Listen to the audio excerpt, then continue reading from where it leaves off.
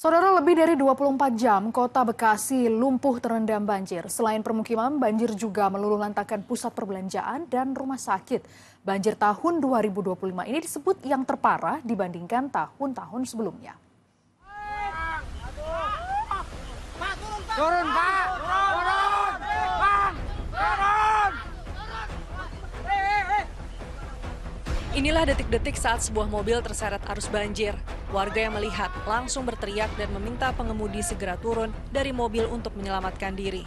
Mobil yang menerobos banjir di Kampung Nawit, Desa Kertarahayu, Kecamatan Setu, Kabupaten Bekasi, dengan cepat tenggelam terbawa arus banjir.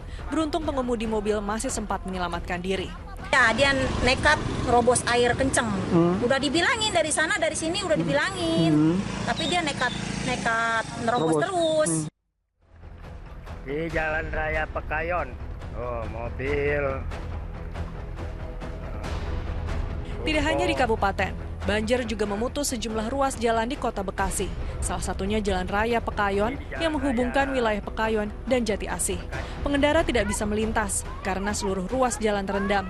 Begitu juga dengan perumahan yang ada di sisi kanan kiri jalan seperti Komplek Jaka Kencana, Kelurahan Jaka Setia. Untuk mengevakuasi warga, petugas harus mengerahkan perahu karet. Banjir kali ini merupakan yang terparah dibanding tahun-tahun sebelumnya. Terakhir 2020 memang cukup tinggi, tapi tidak separah tahun sekarang. Tahun sekarang ya? Tahun sekarang ini cukup parah, lebih parah dari Tahun 2020 terakhir. Bahkan banjir juga merendam ratusan mobil yang ada di kawasan Ruko Galaksi, Bekasi Selatan. Tidak hanya permukiman, banjir juga menerjang pusat pertokoan. Tanggul Bekasi jebol, kita terperangkap di Giant Mega Bekasi. Ini lantai 1 sudah tergenang banjir, kita nggak bisa turun. Akibatnya lantai dasar Mega Mall Bekasi yang terletak di Jalan Ahmad Yani terendam. Datangnya air yang tiba-tiba membuat pegawai toko dan pengunjung panik. Mereka langsung berebut naik ke lantai atas sambil membawa barang dagangan yang bisa diselamatkan. Banjir yang merendam sejumlah perumahan di kota Bekasi berasal dari meluapnya Kali Bekasi. Kondisi ini juga membuat RSUD Hasbullah Abdul Majid Kota Bekasi yang berada di pinggir kali ikut terendam. Sejumlah pasien terpaksa dievakuasi. Dari 12 kecamatan di kota Bekasi, 8 diantaranya terendam banjir. Wali Kota Bekasi mengakui banjir tahun ini membuat wilayahnya lumpuh.